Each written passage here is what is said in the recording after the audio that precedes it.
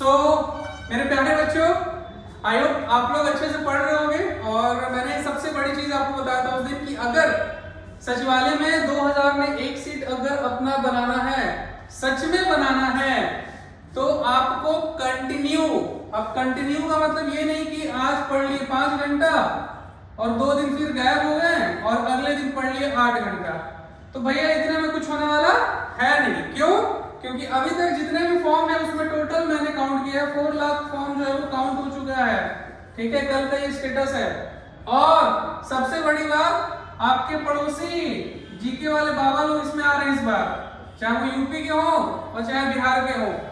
तो ये जो 50 क्वेश्चन इतना इजी नहीं होने वाला है आपके लिए इस बार। इस 50 क्वेश्चन में और तो जो झारखंड है 40 क्वेश्चन, उसमें भी ये 2 स्टेट इन कर जाएंगे, तो इतना इजी कंपटीशन नहीं होने वाला है 2000 सीटों के लिए। तो थोड़ा पढ़ाई में कंटिन्यूटी और सीरियसनेस के साथ साथ स्मार्ट वर्क को प्राथमिकता दीजिए, प्रेफरेंस दीजिए, अदरवाइज मुश्किल आपका सिलेक्शन हो पाएगा। बोलना तो नहीं चाहिए, बट थोड़ा सा अपनी पढ़ाई को कंटिन्यूटी के साथ आगे बढ़ाइए। ठीक है, और जो आप पढ़ाई कर रहे हो उसको एनालाइज भी करते चलो कि आज मैंने कितना सीखा और मुझे कितना वर्क करना है। अगर आप अपने डेज को एफिशिएंसी पे नहीं डालोगे अभी से, तो शायद जो 60 डेज अभी आप सोच रहे हो उसमें कितना पढ़ना है, क्या क्या चीज आपने सीखा, काउंट नहीं कर पाओगे। इसलिए अगर एक दिन भी आप पढ़ रहे हो तो उस एक दिन में आपने कितना सीखा है, इन सारी चीजों को जरूर एनालाइज करते चलो साथ में। ठीक है, और आज की क्लास इसी उद्देश्य के साथ मैं आगे बढ़ा रहा हूं कि एक भी क्वेश्चन पॉलिटी का नहीं छूटना है। अगर छूटा तो आप रेस से बाहर हैं। ठीक है, तो क्या मैं अकेले एग्जाम दूंगा? नहीं ना, आप लोग खुद एग्जाम दोगे। और इस बार उम्मीद है कि 9 लाख से आसपास, क्योंकि सिर्फ झारखंड का जब था तो उस समय 5.5 लाख फॉर्म आए थे, तो इस बार अप्रोक्स 5 लाख और बढ़ेगा। ठीक है, और इसमें वैसे बाबा लोग भी आएंगे जो जेपीएससी, ध्यान से सुनना, जेपीएससी, बीपीएससी और गलती से अगर यूपीएससी नहीं निकाल पाए हैं तो ये सारे बाबाएं भी आएंगे और इनका जीके ऐसे ही अच्छा होता है। तो आपको 50 जो क्वेश्चन है उसके लिए बहुत मेहनत करना पड़ेगा। और तो और जो 20 क्वेश्चन बच गए मैथ्स वाले, उसमें एसएससी वाले भैया लोग, उनसे थोड़ा बच के रहना। तो कुल मिला के मैं डरा नहीं रहा हूं, मैं फैक्ट बता रहा हूं कि पढ़ाई आपको अभी करनी है। अगर आप कंटिन्यू नहीं करोगे अब से, तो शायद आपकी जो रेस है वो खत्म हो जाएगी और आपको पता भी नहीं चलेगा। तो मैं चाहता हूं जिस दिन भी एग्जाम हो आप एश्योर रहो और इन सारे बच्चों से आप आगे रहो। ठीक है, तो इसी उद्देश्य के साथ हमने कल 1935 का जो भारत शासन अधिनियम था उसको कंप्लीट किया है। और आज की जो हमारी क्लास है, मैंने यहाँ पे 3 टॉपिक को छोड़ा है अभी, जो कि मैं अगली क्लास में, जब इंडियन पॉलिटिकल सिस्टम में जब भारत की अंतरिम सरकार बनती है 46-47 में, उसके बाद जो बदलाव आते हैं, तब इस टॉपिक को मैं कवर करूंगा ताकि आपको समझ में आए कि साइमन कमीशन जो था वो क्या था, नेहरू प्रस्ताव जो था वो क्या था, और क्रिप्स इंडिया जो था मूवमेंट वो क्या था। ठीक है, तब आपको समझ में आएगा कि रीजन क्या था और क्यों ऐसे क्या क्या परिवेश बने कि इन सारी चीजों की जो रूपरेखा है वो हम पढ़ते हैं। ऐसे ये हिस्ट्री का पार्ट है, बट मैं थोड़ा पॉलिटी में इसको टच करते हुए जाऊंगा उसकी इंपॉर्टेंस को लेकर के। ठीक है, तो आप लोग अभी वाले क्लास पे फोकस करो। ठीक है, जो कि है अंतरिम सरकार 1946 के बारे में। जैसा कि पिछली क्लास में हमने पढ़ा था, भारत में एक दौर 1900 के बाद नरम दल वाले जो थे, 1905 के बाद तो गरम हो गया, उससे पहले जो थे नरम दल वाले के बाद बहुत सारा पॉलिटिकल चेंजेस हो रहा था। ये वो दौर था जहां पर चीजें जो है बदलती जा रही थी, रोज नए नए समीकरण आ रहे थे। एक संप्रदाय जो कि कभी अंग्रेजों का प्रिय हुआ करता था, अब 1905 के बाद वो बदल चुका था। अब दूसरे संप्रदाय को वो आगे बढ़ा रहे थे और हिंदुओं को हीन भावना से देख रहे थे। ऐसा क्यों? क्योंकि 57 के बाद मैंने आपको बताया था कि अंग्रेजों का एक जो सबसे बड़ा धक्का था वो ये था कि इतना बड़ा जन आंदोलन हुआ तो हुआ कैसे। तो कहीं ना कहीं उन्होंने देखा था कि उस समय मध्यम वर्ग से लेकर के जमींदार वर्ग से लेकर के राजा वर्ग से लेकर के हर एक वर्ग एकजुट होकर के लड़ा था। तो उनके दिमाग में एक बात ये फैल चुकी थी कि अगर हमें लंबे समय तक भारत में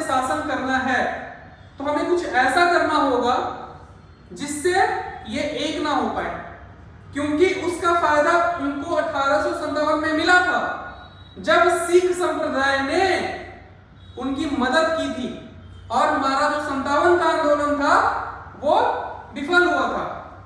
लेकिन इसको सफल इसलिए माना जाता है क्योंकि हमने बहुत हद तक अंग्रेजों को पानी पिला दिया था। वो बात अलग है कि हमारे कुछ अपनों ने दगा दिया और हम हार गए, तो खैर उस पर वापस हम नहीं जाएंगे। बात यहाँ पर इतनी सी है कि 1935 के बाद ऐसा दौर था जब भारत को आजादी चाहिए थी। नेहरू जी से लेकर के गांधी जी से लेकर के बड़े बड़े नेता जितने भी थे, उन्होंने एक जन आंदोलन को प्रेरित कर दिया था कि अब या तो भारत रहेगा या तो हम रहेंगे, अर्थात या तो भारत को पूरी आजादी मिलेगी या तो हमें आजादी मिलेगी। हमें का मतलब या तो मरेंगे या तो करेंगे। तो 1928-29 के बाद जो नेहरू रिपोर्ट आता है, जिसको सबसे बड़ा चैलेंज माना जाता है भारतीय संविधान का, क्योंकि वो एक बहुत बड़ा चैलेंज था हमारे लिए। किसी अंग्रेज ने यह कहा था कि साइमन कमीशन अगर आपको पसंद नहीं है, हमारी रिकमेंडेशन आपको पसंद नहीं है और आप में इतनी एबिलिटी है कि आप अपने से संविधान बना सकते हो, तो आप बना करके दिखाओ। आप जो भी प्रस्ताव लाओगे हम उसको बिना किसी मर्जी के एक्सेप्ट करेंगे। तो ऐसा हुआ।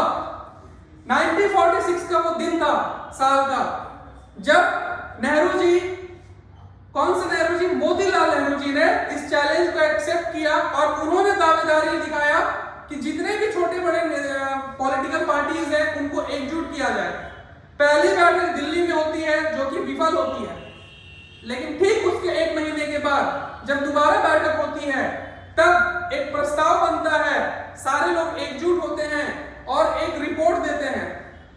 और जैसा कि मैंने आपको बताया था कि अंग्रेज सरकार भले कुछ बोले, बट उसके पीछे सबसे बड़ा डर होता था कि हम कुछ ऐसा ना करें जो हमारे लिए भारी पड़ जाए। तो हमने रिकमेंडेशन तो बहुत सारी भेजी, बट उसमें से मानी गई सिर्फ ऐसी बातें जिससे अंग्रेजों को ज्यादा हानि ना हो। तो खैर इसको हम अगली क्लास में समेटेंगे कि ऐसे क्या क्या प्रस्ताव आए थे और कैसे आगे चल करके ये भारतीय संविधान का एक मूल बनता है।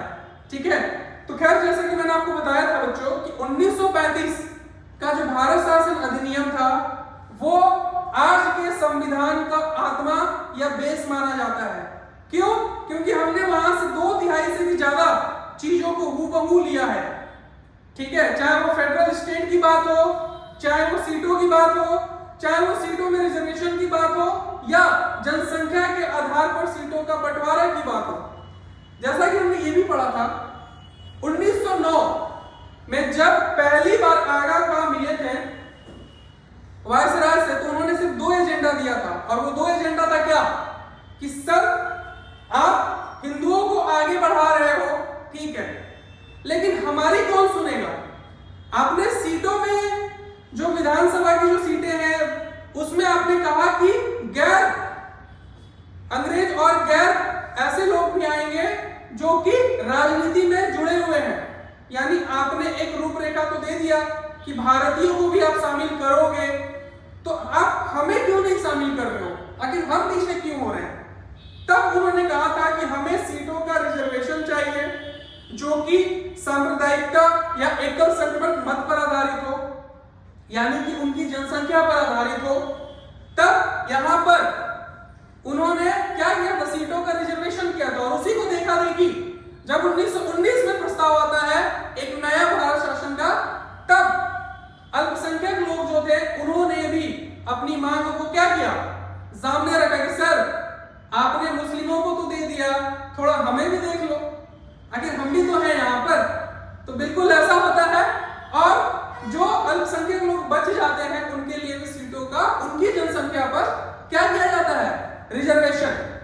ठीक है, अच्छा एक चीज बताओ मुझे यहाँ पर, अगर मुस्लिमों का सीट वहां पर रिजर्व था तो क्या अंग्रेज वोट, सॉरी हिंदू जो वहां थे वो वोट नहीं दे सकते थे? बिल्कुल दे सकते थे।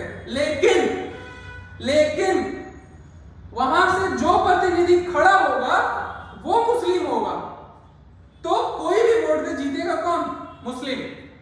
तो सीटों का रिजर्वेशन से मतलब होता है उस पर्टिकुलर एरिया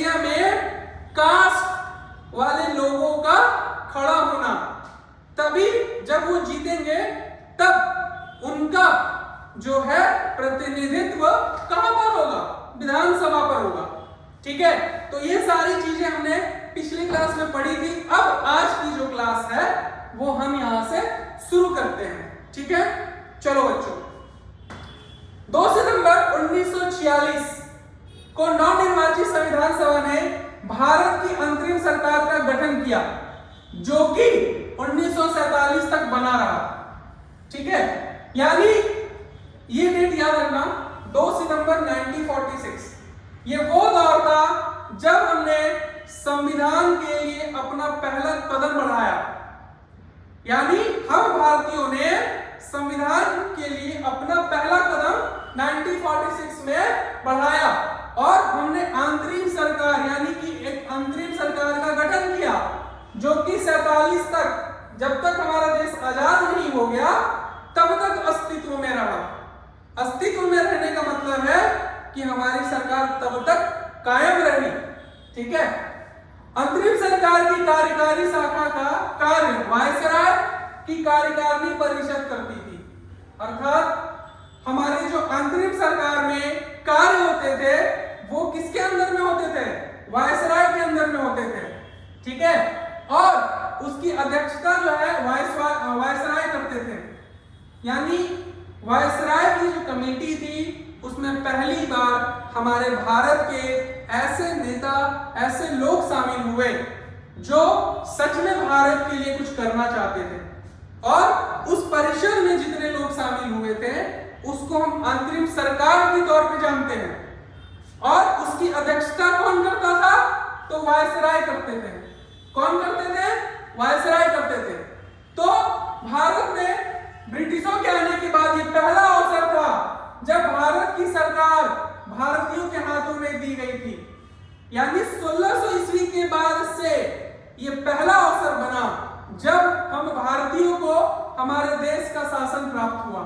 और 26 अक्टूबर को लीग द्वारा 5 सदस्यों को इसमें शामिल किया गया। अभी लीग कौन थे? बिल्कुल सही, मुस्लिम लीग की बात की जा रही है, क्योंकि हमको क्या कहा गया था कि हमें सबको साथ लेकर के चलना है। तो उसमें मुस्लिम लीग को हम कैसे छोड़ सकते थे? क्योंकि इनकी डिमांड तो पहले से थी कि हमारा भी प्रतिनिधित्व होना चाहिए भारत की राजनीति में। ठीक है, तो यहां पर हुआ दूसरी चीज, यहां पर इनको यहां पर लाने के लिए जो कांग्रेस की सीट है उसमें हेरफेर किया गया। ठीक है, यानी 2-3 सीट को हटाया गया और उसमें से 2 सीट जो पहले खाली थी उन दोनों को मिला करके मुस्लिम लीग को इसमें शामिल किया गया। और मुस्लिम लीग के जो नेता शामिल हुए थे उसमें थे आपके शरत अली पहला, शरत बोस, सैयद अली जहीर, सरद सफाद अहमद खान। और ये ऐसे नेता थे जिन्होंने पहले जो था त्यागपत्र दिया, लेकिन बाकी लोग जो बच गए वो यहाँ पर टिक गए। ठीक है, याद रखिएगा कि ये वैसे नेता थे जिन्होंने राजनीति को ज्वाइन करते ही क्या कर दिया? त्याग कर दिया, क्योंकि इनकी मांगे उस समय ऐसी थी जो कि मानने लायक नहीं थी। आगे पढ़ेंगे क्या इनकी मांगे थी। बट अंतरिम सरकार का बस इतना समझना कि 1946 में हमने अंतरिम सरकार का गठन किया जिसकी अध्यक्षता वायसराय ने की। इसकी कार्यकारिणी परिषद यानी वायसराय की कार्यकारिणी परिषद जो थी वो अब पूरी तरह से भारतीयों के हाथों में आ चुकी थी। ठीक है, चलो अच्छी बात है। यहां तक आई होप तुम लोग समझ रहे होंगे कि मैं क्या पढ़ाना चाह रहा हूं। ठीक है, थोड़ा सा देखते हैं कि अंतरिम सरकार में जो नेता थे उनको कैसे अलग अलग सीटें और कौन कौन से विभाग जो है वो दिए गए थे। ठीक है, सबसे बड़ी चीज तो अंतरिम सरकार की अगर हम सीटों की बात करें और बाकी सारी चीजों की बात करें तो थोड़ा सा ध्यान देना कि पंडित जवाहरलाल नेहरू इसके अध्यक्ष थे।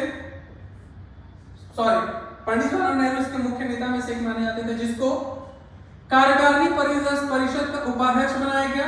इनको विदेश का विभाग दिया गया और राष्ट्रमंडल से संबंधित जितने भी मामले होते थे वो ये देखते थे। अब यहाँ पर पूछोगे राष्ट्रमंडल क्या होता है, तो ऐसे राज्य जो कि पहले यूनाइटेड किंगडम यानी ब्रिटेन के अंदर में थे उनको मिला करके एक राष्ट्रमंडल बनाया गया था। यानी जहां पर भी ब्रिटेन का शासन रहा वैसे राज्य, ठीक है, उनके जो भी राज्य थे उनको मिलाकर के ये बनाया गया था। दूसरा, सरदार वल्लभ भाई पटेल को गृह मंत्री और सूचना प्रसारण मंत्री का कार्यभार दिया गया और ये सूट भी करते थे क्योंकि इन्होंने भारत को जो एकजुट किया है शायद वो कोई और नेता कर पाता। बलदेव सिंह को रक्षा मंत्री बनाया गया, डॉक्टर जॉन को उद्योग एवं आपूर्ति मंत्री बनाया गया, सी राजगोपालाचारी को शिक्षा मंत्री बनाया गया और जो हमारे होमी भाभा साहब थे उनको कार्य खनन और शक्ति मंत्रालय दिया गया। साथ ही साथ राजेंद्र प्रसाद को खाद्य और कृषि मंत्री बनाया गया, असफ अली खां को रेलवे मिनिस्टर बनाया गया, जगजीवन राम को श्रम मंत्री बनाया गया और लियाकत अली खां को वित्त मंत्री, टीटी चुनरीगर को वाणिज्य मंत्री और अब्दुल रब नस्तर को संचार मंत्री, गजफर अली खां को स्वास्थ्य और जोगिंदर नाथ मंडल को विधि मंत्री। यानी टोटल 14 लोगों से बना हुआ ये कार्यकारिणी परिषद में जितने भी महत्वपूर्ण पद थे वो भारतीयों को दिए गए ताकि भारत का जो भी कार्य हो, भारत के विकास का या भारत की सरकार अपने हिसाब से जो भी काम करना चाहती है उनको वो दायरेदार दे दिया गया। भारत का सरकार से मतलब है इन सारे नेताओं जो कि वायसराय के साथ मिलकर के काम करते थे, ठीक है। और इसलिए ये इंपॉर्टेंट हो जाता है क्योंकि ये सारे जो पोस्ट थे पहले अंग्रेजों के पास होते थे तो वो काम भी अपने हिसाब से करते थे, ठीक है। तो अब ऐसा तो नहीं है ना, क्या ठीक है, एक हेड थे अभी भी अंग्रेज साहब थे जो भी है, बट अब हमारी पूरी जो मैच हमारे हाथों में आ चुकी थी। तो यहाँ पे 3 चीजें हमेशा याद रखना जो एग्जाम में पूछता है। पहला, वल्लभ भाई पटेल का कौन कौन सा डिपार्टमेंट दिया गया, बलदेव सिंह को कौन कौन सा डिपार्टमेंट दिया गया, उसके बाद आ जाना सी राजगोपालाचार्य को क्या दिया गया, उसके बाद तुमसे पूछ सकता है राजेंद्र प्रसाद को कौन सा डिपार्टमेंट मिला था, असफ अली खां को कौन सा मिला था और जगजीवन राम को कौन सा मिला था। यानी यहां से ये 4 क्वेश्चन अक्सर एग्जाम में बनते हैं। तो इसको यहाँ पे वेरी वेरी इंपॉर्टेंट करके याद कर लेना कि वल्लभ भाई पटेल, ठीक है, बलदेव सिंह, सी राजगोपालाचारी, राजेंद्र प्रसाद, असफ अली, जगजीवन राम और लियाकत अली, इनको कौन कौन से डिपार्टमेंट मिले थे, ठीक है। अक्सर यहाँ से क्वेश्चन पूछता है तो इसीलिए मैंने ये कौन कौन से सदस्य थे और उनको क्या क्या चीज मिला ये सारी चीजें मैंने आपको बताई, ठीक है। आई होप आपको जो है समझ में आ रही होगी आज की पढ़ाई।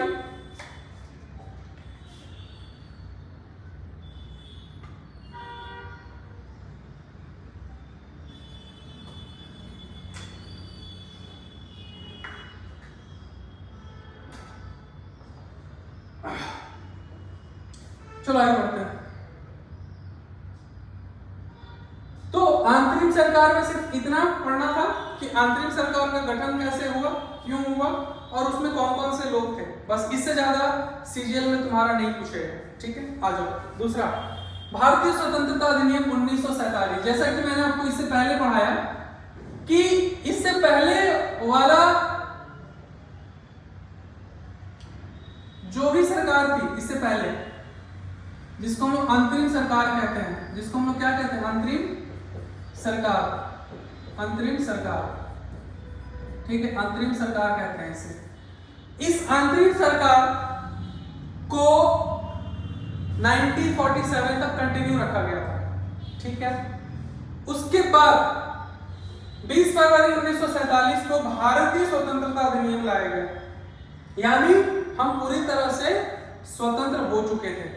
पहले भी थे बट अब पूरी तरह से स्वतंत्र थे, ठीक है। स्वतंत्रता का मतलब था आजादी, अपने हिसाब से जो करना है करो, लेकिन ये आजादी हमें इतनी आसानी से नहीं मिली। इसके पीछे मुस्लिम लीग ने बहुत बड़ा कांड किया था और उसी का भरपाई है कि वो आज भुगत रहा है, ठीक है। अच्छा हो गया या बुरा हुआ वो आप बताना, लेकिन ठीक है, कम से कम इतना टेंशन जितना पाकिस्तान में अभी है उतना अब तो यहाँ नहीं है ना, अगर वो होते तो पता नहीं क्या होता। तो क्या ठीक है, वो हम जो था भूत वाली बातें भूत को छोड़ देते हैं, अब आगे बढ़ते हैं, ठीक है।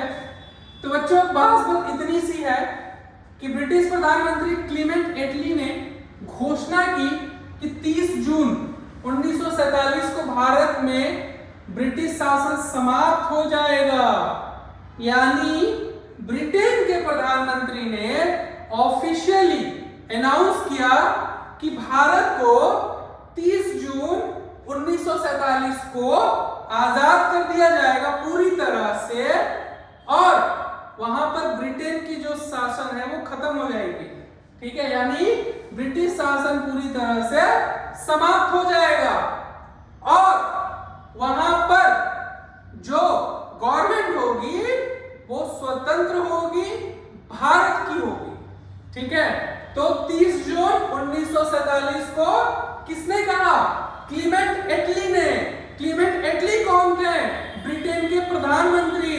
उन्होंने ये घोषणा किया क्या कि भारत आजाद हो जाएगा आधिकारिक रूप से।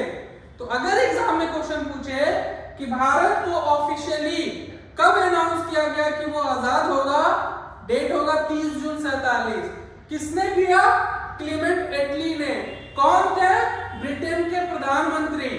ठीक है, तो यहां से इस लाइन को थोड़ा सा याद रखना। आगे आ जाओ।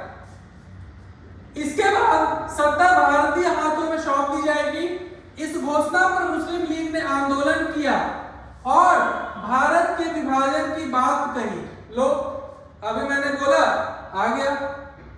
जब मुस्लिम लीग का स्थापना बांग्लादेश में होता है, ढाका में, तो मुझे एक चीज अभी भी नहीं समझ में आई कि जब बांग्लादेश में इनका हुआ, ढाका में, तो इन्होंने 2 पाकिस्तान तो बना लिया, तो फिर बांग्लादेश वाले पाकिस्तान के साथ ये मतलब इतना भेदभाव क्यों करते थे कि उसको आजाद करना पड़ गया?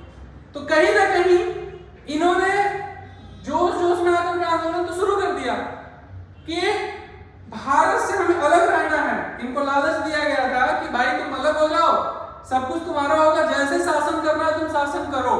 और ऐसा शासन कर रहे हैं कि अब आटा और दाल इनको खरीदने में सोचना पड़ रहा है। खैर छोड़िए, आइए वापस। तो इस घोषणा पर मुस्लिम लीग ने क्या किया? आंदोलन करना शुरू कर दिया और भारत के विभाजन की बात भी कही कि भारत तेरे टुकड़े होंगे, कर दिया। अब खुद मर रहा है बेचारा। खैर ज्यादा नहीं बोलो, क्या पता सुन ले, और सुन लेगा तो दिक्कत हो जाएगा फिर। तो 30 जून 1947 को ब्रिटिश सरकार ने फिर स्पष्ट किया कि 1946 में गठित संविधान सभा द्वारा बनाया गया संविधान उन क्षेत्रों में लागू नहीं होगा जो इसे स्वीकार नहीं करेंगे। लो भाई, गजब गजब खेला कर रहा है यहाँ पे अंग्रेज सरकार। पहले बोलता है कि भारत को आजाद कर दिए, दूसरा में क्या बोल दिया कि 1946 में जहां जहां शासन लगाया गया था सिर्फ वहीं रहेगा, और जहां पे नहीं माना गया वहां नहीं रहेगा। ये क्या मतलब है? ऐसा कैसे हो जाएगा? तो ऐसा इसलिए था बच्चों कि अगर पहले तो जब मुस्लिम लीग ने आंदोलन शुरू किया तो उस समय के जो ब्रिटेन के यहाँ पे वायसराय बहुत इंपॉर्टेंट पर्सनालिटी थे, उन्होंने इग्नोर किया, साफ मना कर दिया कि भाई ये पॉसिबल नहीं है। किस आधार पे हम बांटे? जनसंख्या के आधार पे बांटे, क्षेत्र के आधार पे बांटे, आखिर कैसे बांटे? सब जगह तो हिंदू मुस्लिम मिक्स है, तो कौन सा क्षेत्र तुमको हम दे दे, तुम खुद बता दो। तो इन्होंने बोला कि भैया हमरा दे दो तुम उत्तर पश्चिम वाला जो भाग है वो। बोला कि ठीक है ले लो, बट वहां पे भी सिख लोग थे। तो कुल मिलाकर के जब उन्होंने ओवरऑल सोचा कि इनकी मांग जो है क्या बेकार है। क्यों? क्योंकि किसी भी क्षेत्र को बांटने का कोई स्पष्ट जो पैरामीटर है वो नहीं था, ना ही कोई ऐसा क्षेत्र बना था जहां पे कंप्लीट मुस्लिम लोग थे। कहीं ना कहीं वहां पे हिंदू सिख ईसाई सब मिक्स थे, और कोई ऐसा रीजन नहीं मिला कि बांटने से उनको कोई फायदा होगा। इसीलिए उन्होंने क्या कर दिया? इग्नोर कर दिया, और हिंसा ना बढ़े, लड़ाइयां ना हो, क्योंकि ये मानने वाले तो थे नहीं। तब उनको थोड़ा सा रियलिटी दिया गया कि भैया 46 में जो कानून हम बनाए थे ना, वो वहीं लागू होगा जहां पे एक्सेप्ट होगा, जहां एक्सेप्ट नहीं होगा वहां लागू नहीं होगा। जाओ तुम भी खुश, हम भी खुश, क्यों फालतू का टेंशन लें हम? ठीक है, इसके लिए माउंटबेटन योजना और ये सारी चीजें भी हैं, आगे पढ़ोगे। ठीक है, तो बेचारे अंग्रेज कितना भी कोशिश कर रहे थे कि इसको क्या किया जाए, कम से कम किया जाए, बट वो हो नहीं रहा था। अब हो नहीं रहा था तो ये सरदर्द बनते चला जा रहा था। उसी दिन 3 जून 47 को वायसराय लॉर्ड माउंटबेटन ने विभाजन की योजना पेश की। जब ये लोग नहीं माना, इन लोग को इतना समझाया गया, नेहरू जी भी समझाए, बाकी लोग भी समझाए कि भैया तुमको सीट है, सीट का रिजर्वेशन दे दे रहे हैं, साथ में रहो, अकेले जाके क्या करोगे, तो नहीं हमको अलगे रहना है। तो लास्ट में थक हार के माउंटबेटन साहब ने क्या किया कि ठीक है इन लोग को अलगे कर दो, जिसे माउंटबेटन योजना कहते हैं, याद रखना। और इसी बंटवारे का जो खेला था उसी को माउंटबेटन योजना कहते हैं। इस योजना को कांग्रेस और मुस्लिम लीग ने स्वीकार कर लिया। अब एक बात बताओ, नेहरू जी और बाकी लोग इतना समझाए, नहीं माना, तो लास्ट में माउंटबेटन जी ने क्या किया कि जाओ भैया तुम लोग अलग अलग हो जाओ, खुश रहो। तो अंत में कांग्रेस को मानना पड़ा कि चल भैया तू अलगे हो जाओ, तू अलगे रहेगा तो ज्यादा खुश रहेंगे। तो कांग्रेस और मुस्लिम लीग ने इसको मान लिया, जिसमें बोला गया कि जाओ अभी का वर्तमान पाकिस्तान और बांग्लादेश 2 भाग इनको दिए गए। लेकिन हम इतने क्या बोलते हैं अमीर थे उस समय दिल से कि जब ये लोग मुस्लिम लीग जाते हैं, मुस्लिम वाले कंट्री जब बनती है पाकिस्तान, तो नेहरू जी इनको पैसा देते हैं, मतलब पूरा बाप वाला जो फर्ज होता है हमने निभाया, और हमने पैसे के साथ इनकी विदाई की कि इनको कोई चीज का दिक्कत ना हो और ये अच्छे से सेटलमेंट कर सके। लेकिन अब तो देख ही रहे हो कैसा सेटलमेंट किए हैं। खैर, इस प्रकार भारतीय स्वतंत्रता अधिनियम 1947 बना और इसे लागू कर दिया गया। तो फाइनली जब कांटा निकल गया तो बिरयानी खा लिया गया, यानी स्वतंत्रता अधिनियम 47 जब वो बन गया। ठीक है, बस इतनी सी कहानी थी इस भारतीय स्वतंत्रता अधिनियम की कि जो मुस्लिम लीग था उसने जो कंट्री अलग पाकिस्तान और बांग्लादेश की मांग की थी उस समय, खैर उस समय का वो पूर्वी पाकिस्तान था, उसकी जो मांग की उसको लास्ट में मान लिया गया। क्योंकि बच्चा जब जिद करने लगता है तो वो कहाँ किसी की सुनता है, कितना भी बना लो तो अंत में वो खिलौना देना ही पड़ता है। तो हम लोग भी हार के समझाते समझाते और अंत में उनको खिलौना देना पड़ा, और हमने क्या किया, इज्जत के साथ उनको पैसे के साथ विदाई की, और अब देख लो क्या है वो लोग। खैर अभी हम लोग बहुत खुश हैं वो लोग से। तो ये थी ओवरऑल कहानी कि 1947 में बंटवारे की जो योजना थी वो कौन लाया था, तो माउंटबेटन, और उसी योजना को कहा जाता है माउंटबेटन योजना। दैट्स इट, बस इससे ज्यादा याद मत रखना इसमें। चलो आगे आते हैं। ऐसा नहीं है कि स्वतंत्रता अधिनियम में कुछ बातें नहीं कही गई। अब देखो क्या क्या इंपॉर्टेंट बातें कही गई थी 47 के स्वतंत्रता अधिनियम। पहला कि भारत में ब्रिटेन का जो सरकार है वो 1547 को खत्म होगा और भारत एक स्वतंत्र और संप्रभुत्व राष्ट्र कहलाएगा।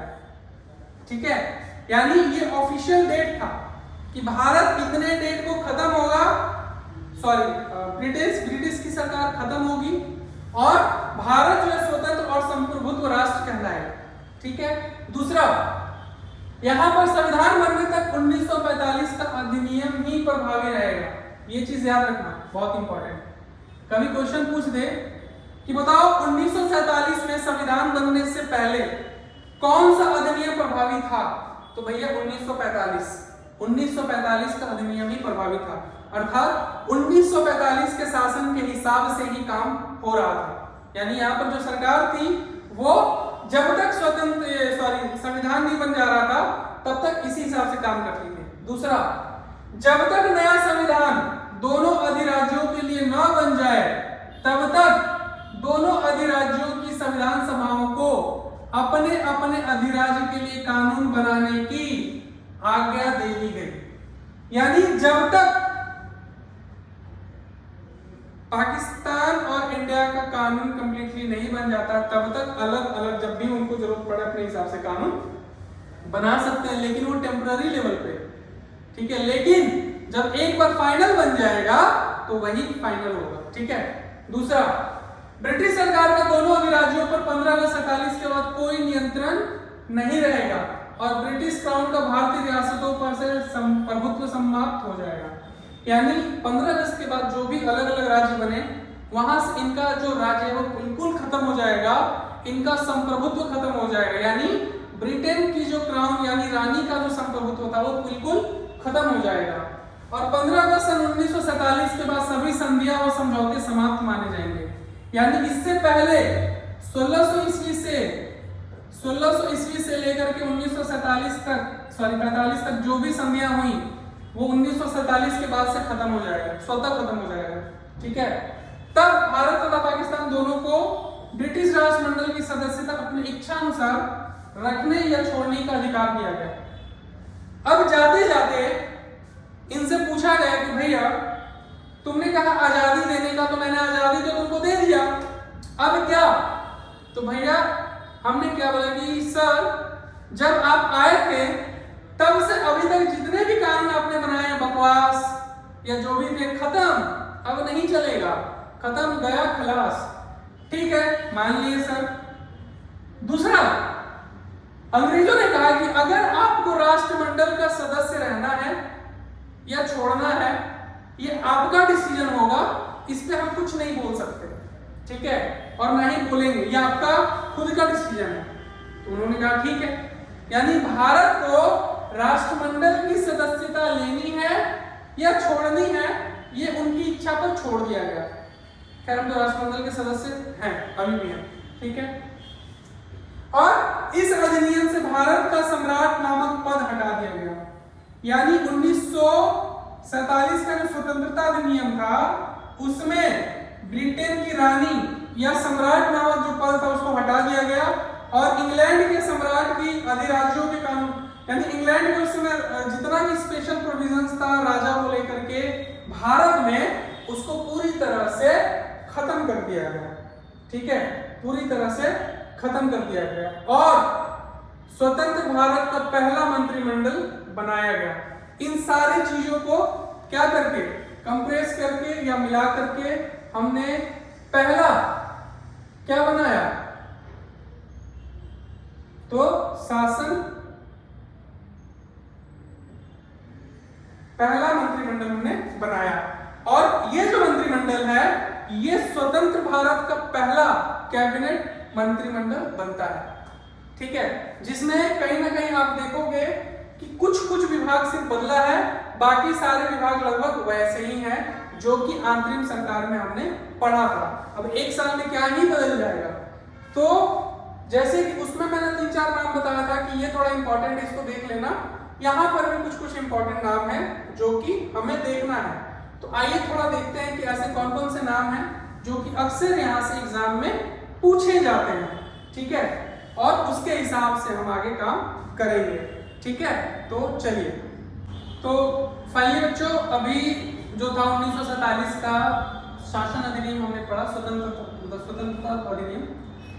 उसके बाद जो है मंत्रिमंडल का पहली बार गठन होता है। जैसा कि मैंने आपको बताया, मंत्रिमंडल का पहली बार गठन होने के बाद जो है चीजें और बदलती हैं। कैसे, आइए देखते हैं। पहला, स्वतंत्र भारत का पहला मंत्रिमंडल 1947 में जो बनता है उसमें लगभग वही चेहरे होते हैं जो 1946 के अंतरिम सरकार में। बिल्कुल, बस कुछ चीजें जो है थोड़ी थोड़ी बदलती हैं। माफ करना, तुम लोग को एक एक चीज यहाँ पे पढ़ाने के लिए मुझे खुद भी और मेहनत करना पड़ता है ताकि ऐसा चीज मैं तुम लोगों को दूं जो एग्जाम में आए। ऐसा ना हो कि तुम लोग को लगे कि यार टाइम वेस्ट हो गया, कुछ सीखा नहीं और एग्जाम में क्वेश्चन नहीं आया। तो ऐसा नहीं, हम वो सारी चीजें करेंगे जो कि इंपॉर्टेंट होंगी। ठीक है, तो इतना भरोसा करना। पहला, जवाहरलाल नेहरू। ये तो शुरू से हिट रहे हैं महात्मा गांधी और बाकी सारे लोगों के पास। इन्होंने प्रधानमंत्री का पद लिया, प्रधानमंत्री मतलब हेड ऑफ कैबिनेट, और इन्होंने राष्ट्रमंडल से रिलेटेड जितने मामले थे उनको, चाहे वो विदेश के मामले हो या कुछ और, सारी चीजों को देखने का मामला अपने में लिया। साथ ही साथ वैज्ञानिकों का जो शोध का मामला है ये भी अक्सर अभी भी आप देखोगे कि प्रधानमंत्री के अंदर ही रहता है। तो इन्होंने ये 3 विभाग लिया, साइंटिफिक रिसर्च, राष्ट्रमंडल और विदेशी मामले, और प्रधानमंत्री, ये 3 चीज, ठीक है। सरदार वल्लभ भाई पटेल को गृह मंत्रालय दिया गया। सूचना और प्रसारण मंत्री पहले भी थे, बस इसमें राज्यों को ऐड किया गया, यानी ये राज्यों के ऐसे मामले भी देखेंगे जो जरूरी होंगे। डॉक्टर राजेंद्र प्रसाद को खाद्य और कृषि मंत्री बनाया गया, यानी डॉक्टर राजेंद्र प्रसाद जो थे वो खाद्य और कृषि मंत्री के तौर पर के यहाँ पर ज्वाइन किए। मोहम्मद अब्दुल कलाम आजाद को शिक्षक बनाया गया, शिक्षा मंत्री। डॉक्टर जॉन मथाई को रेलवे और परिवहन मंत्री, जबकि बी.आर. अम्बेडकर को विधि यानी कानून से रिलेटेड मंत्री का पद दिया गया, ठीक है। जगजीवन राम को श्रम मंत्री बनाया गया। जगजीवन राम को क्या बनाया गया? श्रम मंत्री। और सरदार बलदेव सिंह को रक्षा मंत्री बनाया गया। इसी तरह से जो आप देखोगे कि इंपॉर्टेंट जो चेहरे थे उनको इंपॉर्टेंट पद दिए गए। अभी तक जो भी मैंने यहाँ पर बताया उसमें 3 चेहरे हमेशा याद रखना जो अक्सर एग्जाम में फेवरेट होता है। पहला, जवाहरलाल नेहरू को कौन सा पद मिला, वल्लभ भाई पटेल को कौन सा पद मिला, राजेंद्र प्रसाद को कौन सा पद मिला, और बी.आर. अम्बेडकर और जॉन मथाई। ये इंपॉर्टेंट क्वेश्चन पूछा जा चुका है रेलवे एसएससी में, ठीक है, कि भारत स्वतंत्र भारत के पहले रेल मंत्री कौन थे, तो जॉन मथाई, ठीक है। दूसरा, अब आ जाओ यहाँ पर, राजकुमारी अमृत कौर को स्वास्थ्य मंत्री बनाया गया। एच.एस. भाभा को वाणिज्य मंत्री बनाया गया और अहमद किदवई को संचार मंत्री, पसमानु मुगम सेट्टी को वित्त मंत्री, डॉक्टर श्यामा प्रसाद मुखर्जी को उद्योग एवं आपूर्ति मंत्री और वी.एन. गाडगिल को और खनन ऊर्जा मंत्री। यानी ये 14 अलग अलग जो विभाग थे उस समय के जो इम्पोर्टेंट नेता थे उनको क्या किया गया, दिया गया। और कोशिश ये किया गया कि ऐसे लोगों को सीटों पर दिया जाए जो इससे पहले भी सरकार में रह चुके हैं। तो आप देखोगे कि इसमें आधे से अधिक लोग लगभग 46 वाले हैं और बाकी जो लोग छूट गए थे उनको मिला करके, जैसे आपके बी.आर. अम्बेडकर साहब हो गए और बाकी लोग, ये सब इनको इसमें ऐड किया गया, ठीक है। और एक सरकार बनाई गई जिसका काम होता था भारत में डेवलपमेंट कैसे होगा उसको देखना, प्लस साथ ही साथ भारत के संविधान को बनाना। यानी उस समय की जो सरकार होती थी वो दो काम करती थी। एक तो संविधान भी बनाती थी, उसके लिए बहस डिस्कशन जो भी हो वो करती थी, और भारत में शासन भी देखती थी कि भारत में शासन कैसे होगा। अगर कोई तुमसे पूछे, वापस से पूछ रहा हूं कि 1947 में जब संविधान बनना शुरू हुआ और जब तक संविधान नहीं बना तो कौन से अधिनियम के हिसाब से शासन हुआ, तो याद रखना 1945 का अधिनियम के हिसाब से यहाँ पर काम करना जो है शुरू हुआ, ठीक है। यहीं से काम करना फिर धीरे धीरे क्या हुआ, शुरू हुआ, ठीक है। तो यहाँ पर के 4 नाम हमेशा याद रखना, 4 से 5। पहला, जवाहरलाल नेहरू को क्या मिला, वल्लभ भाई पटेल को क्या मिला, डॉक्टर राजेंद्र प्रसाद को क्या मिला, अब्दुल कलाम आजाद को क्या मिला, डॉक्टर जॉन मथाई को क्या मिला और अंबेडकर जी को क्या मिला। ये सबसे इंपॉर्टेंट नाम है, इसके अलावा बाकी नाम भी इंपॉर्टेंट है, बट ये थोड़ा सा इंपॉर्टेंट है उनसे ज्यादा, वो चीज को थोड़ा सा ध्यान देना, ठीक है। अक्सर एग्जाम में पूछते हैं ये सारी चीजें। अब आ जाओ, अगला टॉपिक है हमारा संविधान सभा। अब एक बात बताओ, जब सरकार बन गई, सरकार ने अपना काम करना शुरू कर दिया और सरकार के काम करने या शुरू करने की जो प्रक्रिया है जब वो शुरू हो गई, तब अब जो है वो क्या बच गया, तो भैया अब संविधान पे काम करना शुरू किया जाए। यानी भारत में कैसे कैसे संविधान बनेगा और कैसे जाकर के इन संवैधानिक यात्राओं को वो पूरा करेगा, इन पर जाकर के बात होनी शुरू हो गई, ठीक है। तो चलो देखते हैं कि संविधान सभा में क्या बात था और क्या बात छूट गया, ठीक है। पिछली बार का देखो, सचिवालय वाला जो एग्जाम है ना बच्चों, इतना इंपॉर्टेंट मैं बार बार इसलिए बोल रहा हूँ कि है क्योंकि तुम लोग खुशकिस्मत हो कि 2015 से जो वैकेंसी निकलते निकलते आ रहा है वो फाइनली 2023 में होने की उम्मीद है।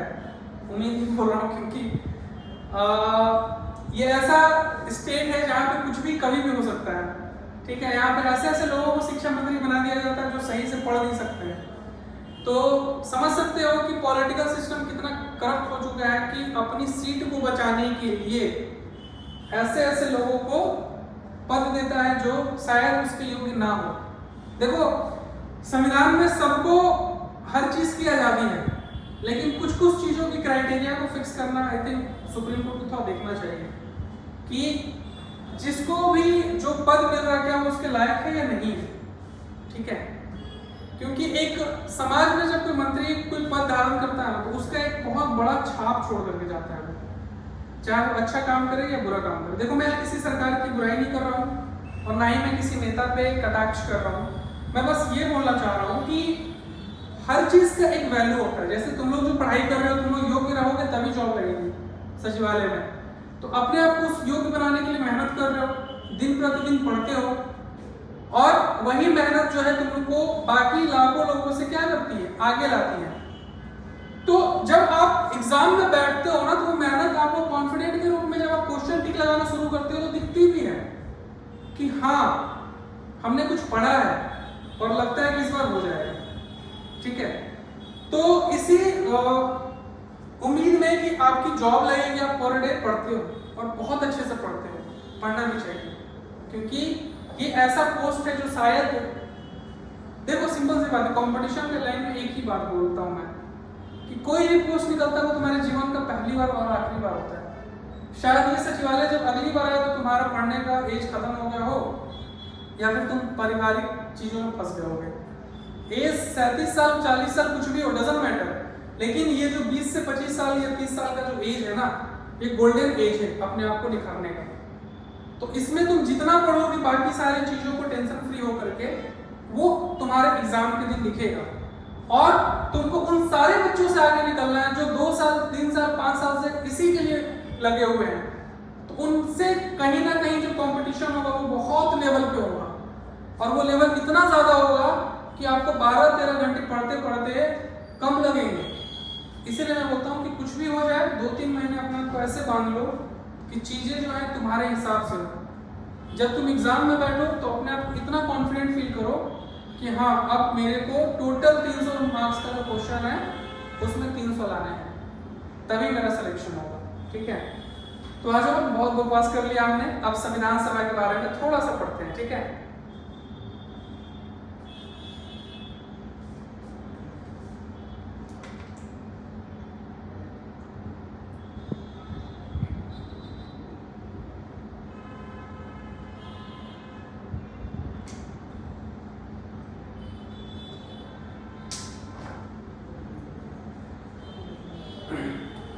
तो स्वतंत्र भारत के स्वरूप की रूपरेखा निर्धारण करने के लिए जिस सभा का गठन किया गया था उसे संविधान सभा कहा जाता है। यानी रूपरेखा का मतलब है संविधान।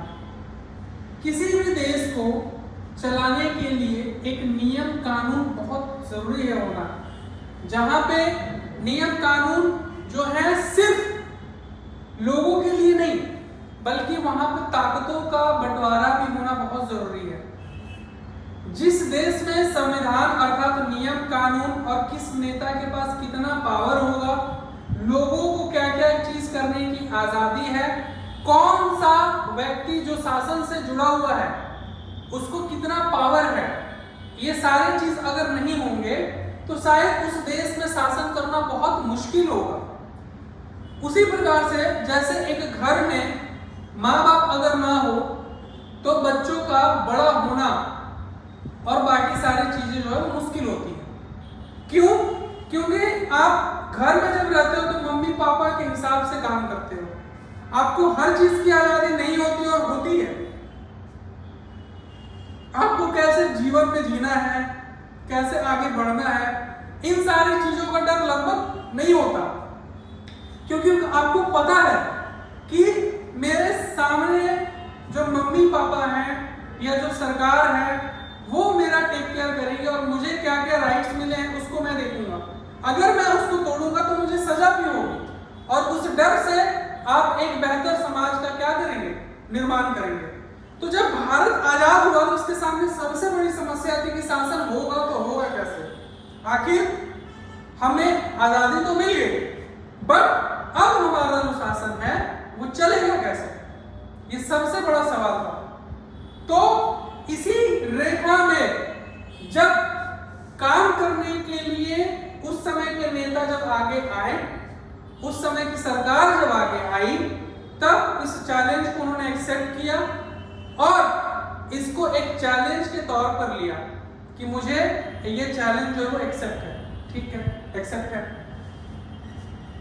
साथ ही साथ इस एक्सेप्टेंस का मतलब ये भी था कि एक कमेटी बनाना, एक कमेटी बनाओ पहले, उस कमेटी को ये काम दो कि अलग अलग देशों में किस तरह से शासन चल रहा है वो देखो, हमारे समाज में कैसे कैसे लोग हैं और उनकी जरूरतें क्या हैं और उनको हम कैसे दूर कर सकते हैं वो देखो, और एक ऐसा शासन या एक ऐसा संविधान कैसे बनाए जिसमें लोगों को आजादी के साथ साथ कुछ लिमिटेशंस भी मिले, और यहाँ पे शासन कैसे होगा, एक सरकार को काम करने का रोड मैप भी मिले। तो उसी कमेटी को पूरा करने के लिए या इस स्वरूप को निर्धारित करने के लिए एक सभा बनाया गया जिसका नाम रखा गया संविधान सभा। ठीक है, अब समझ में आया ना कि बेसिकली संविधान सभा क्या था, तो संविधान को तैयार करने का रूपरेखा निर्धारित करने की कमेटी। ठीक है, भारत में संविधान सभा की मांग एक प्रकार से राष्ट्रीय स्वतंत्रता की मांग का प्रतिफल था। अच्छा, ये कब हो गया सर? तो बच्चों याद रखना 1929 जब नेहरू जी ने रावी नदी पर झंडा फहराया था, तभी उन्होंने कहा था कि हमारा खुद का संविधान होना चाहिए, तभी हमारी अस्तित्व रहेगी। और ये जो मांग है तिलक जी के बुक में भी आपको मिलेगा, ये कोई नई मांग नहीं है, ये मांग आपका 1890 के बाद से चली आ रही है, जो कि यहाँ पर पूरा हुआ। ठीक है, और स्वतंत्रता की मांग इसमें क्या थी कि भारत जब स्वतंत्र होगा तो यहाँ के लोगों का शासन जब यहाँ पर मिलेगा उसको, तो जो सरकार होगी वो यहाँ के लोगों के लिए काम करेगी, यहाँ के भविष्य का निर्माण करने का काम उस संविधान पर होगा। ठीक है, संविधान पर होगा। तो प्रथम अभिव्यक्ति तिलक, देखो संविधान सभा का ये जो है मैंने क्या कहा 1895 के स्वराज विधेयक से मिला। ठीक है, यानी यहाँ पर ये क्वेश्चन पूछ सकता है कि पहली बार संविधान सभा की बात कब की गई थी? 1895 में स्वराज विधेयक में। किसने की थी? तो बाल गंगाधर तिलक जी ने की थी। ठीक है, दूसरी बार यानी 20वीं सदी में इसका स्पष्ट विचार किसने किया? महात्मा गांधी ने 1922 में, जब उन्होंने भारतीय संविधान भारतीयों की इच्छा के हिसाब से होना चाहिए ये कहा था।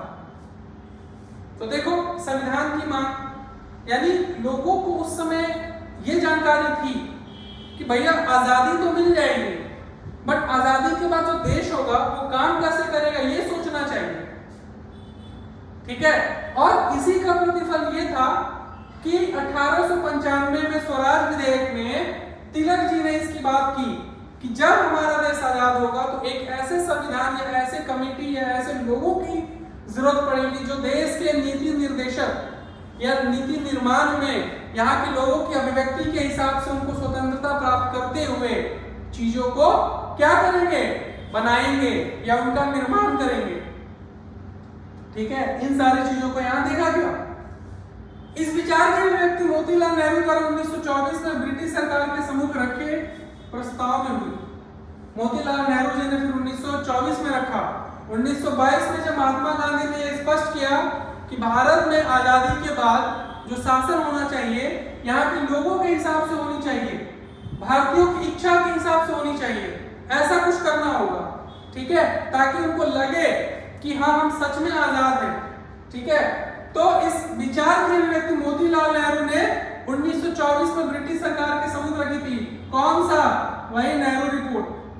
नेहरू रिपोर्ट की बात कर रहा हूं मैं। ये नेहरू रिपोर्ट के माध्यम से उन्होंने रखने की कोशिश की थी। और ये समय समय पर 36, 37 और 38 के कांग्रेस अधिवेशन में भी क्या हुआ था? दोहराया गया था। और ब्रिटिश नीति में इस बदलाव की स्पष्ट अभिव्यक्ति 1942 की ब्रिटिश योजना में मिली, जिसकी औपचारिक घोषणा की गई और यह कहा गया था कि भारत यदि विश्व युद्ध में भाग लेता है तो हम इसको आजाद कर देंगे, इसका संविधान जो है उसको भी क्या करेंगे? मान्यता दे देंगे। लेकिन वो क्या था? जस्ट एक लॉलीपॉप की भारत ब्रिटेन की मदद करे और हमें वो अपने हिसाब से क्या करे? यूज कर सके, जिसको हमने क्या किया? इग्नोर किया। अंत में 1946 की कैबिनेट मिशन योजना के अंतर्गत संविधान सभा का गठन किया गया और अपनी सहमति बनाई गई। तो ये जो जर्नी थी जो 1895 से संविधान की मांग को लेकर के उठी, महात्मा गांधी तक पहुंची, मोतीलाल नेहरू ने इसको और ज्यादा अच्छे से स्पष्ट किया।